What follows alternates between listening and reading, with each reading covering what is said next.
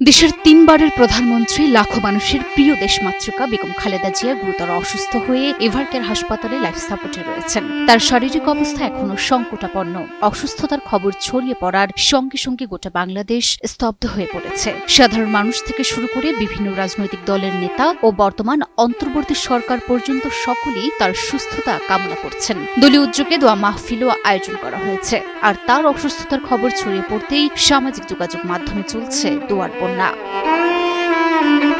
বিএনপির চেয়ারপারসন ও সাবেক প্রধানমন্ত্রী খালেদা জিয়া ফুসফুসে সংক্রমণ থেকে শ্বাসকষ্ট নিয়ে হাসপাতালে ভর্তি হয়েছিলেন। এরপর দেখা দেয় নিউমোনিয়া। এর সঙ্গে রয়েছে কিডনি, লিভার, আর্থ্রাইটিস ও ডায়াবেটিসের পুরনো সমস্যা। ফলে পরিস্থিতি এমন, একটি রোগের চিকিৎসা দিতে গেলে আরেকটির উপর বিরূপ প্রভাব পড়ছে। এমন পরিস্থিতিতে চিকিৎসকেরা তাকে উন্নত চিকিৎসার জন্য সম্ভব হলে দ্রুত সিঙ্গাপুরে নেয়ার বিষয়ে চিন্তা করছেন। ডাক্তাররা বলেছেন যে তার অবস্থা, শারীরিক অবস্থা অত্যন্ত সংকটময়। আমি দোয়া চেয়েছি আল্লাহ তাকে সম্পূর্ণ সুস্থ করে দেন, সুস্থ অবস্থায় আবার জনগণের মাঝে ফিরে এসে তাকে দেশের মানুষের কাজ করার সুযোগ তৈরি করে দেন। এমন পরিস্থিতিতে ২৮ নভেম্বর রাতে সাবেক প্রধানমন্ত্রী ও বিএনপি চেয়ারপারসন বেগম খালেদা জিয়ার বর্তমান শারীরিক অবস্থার বিষয়ে গভীর উদ্বেগ প্রকাশ করেছেন প্রধান উপদেষ্টা প্রফেসর মোহাম্মদ ইউনূস। তিনবারের এই সাবেক প্রধানমন্ত্রীর দ্রুত সুস্থতা কামনা করে দেশবাসীর কাছে দোয়া প্রার্থনা করে প্রধান উপদেষ্টা প্রফেসর মোহাম্মদ ইউনূস বলেন, বেগম খালেদা জিয়ার চিকিৎসায় যেন কোনো ধরনের ঘাটতি না থাকে। প্রয়োজনীয় সব ধরনের সহযোগিতা দিতে সরকার প্রস্তুত।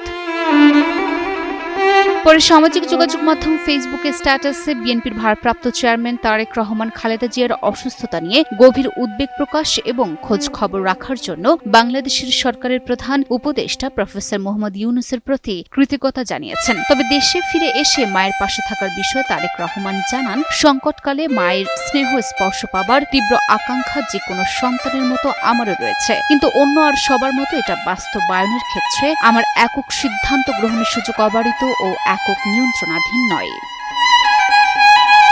এদিকে বেগম খালেদা জিয়ার শারীরিক অবস্থার অবনতি নিয়ে গভীর উদ্বেগ প্রকাশ করেছে আইন উপদেষ্টা ও জামায়াতে ইসলামীর আমির। সামাজিক যোগাযোগ মাধ্যমে অন্তর্বর্তীকালীন সরকারের আইন উপদেষ্টা আসিফ নজরুল জানিয়েছেন, বেগম খালেদা জিয়ার শারীরিক অবস্থা একদমই ভালো নয়। এদিকে জামায়াতে ইসলামীর আমির ডক্টর শফিকুর রহমানও তার সুস্থতার জন্য আল্লাহর কাছে প্রার্থনা করেছেন।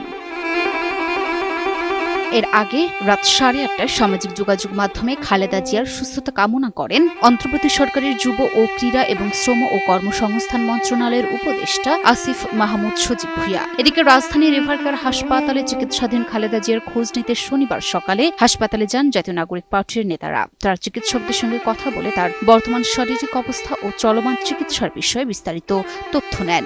বেগম খালেদা জিয়া হাসপাতালে চিকিৎসাধীন আছেন, নিবিড় পরিচর্যা পাচ্ছেন। ওনার শারীরিক অবস্থা ক্রিটিক্যাল, তবে স্থিতিশীল আছেন। উনি এখনো ফাইট করছেন। নিরাপদ দূরত্ব থেকে সব সতর্কতা মেনে আমার ওনাকে দেখার সুযোগ হয়েছে। উনি সজ্ঞানে আছেন, সজাগ আছেন। চিকিৎসক এবং নার্স যে ওনাকে নির্দেশনা দিচ্ছেন সেগুলো উনি ফলো করতে পারছেন।